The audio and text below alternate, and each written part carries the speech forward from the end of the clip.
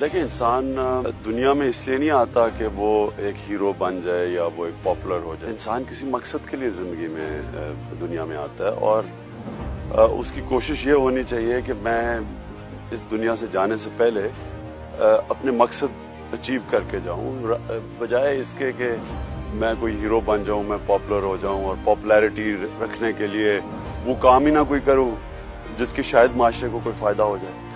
میں جب لوگوں کو کہتا ہوں پاکستانی بنو، میں اس لیے کہتا ہوں کہ جو بھی قوم کسی اور تہذیب کی ذہنی غلام بن جاتی ہے وہ کبھی آگے نہیں بڑھ سکتی، وہ پھر غلام ہی رہتی ہے.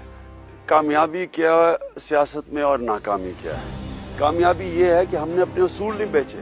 پاکستان کی سیاست میں یہ ثابت کیا کہ یہاں ایسے لوگ ہیں جو بکنے والے نہیں ہیں، جو کسی چیز یا وزارتوں یا پیسے یا خوف سے اپنے اصولوں کو تو نہیں چھوڑیں گے.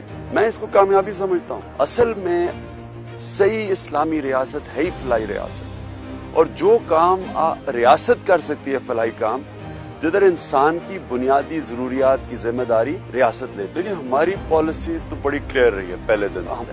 تحریک انصاف کی جو سوچ ہے اور جو ہمارا مینیفیسٹو، اس میں کوئی فرق نہیں. جب لوگ ہماری پالیسی پہ چلے ہم نے ان کی حمایت، جب وہ اس پالیسی سے اترے جو ہمارے سے مختلف تھی تو پھر ہم نے مخالفت کی.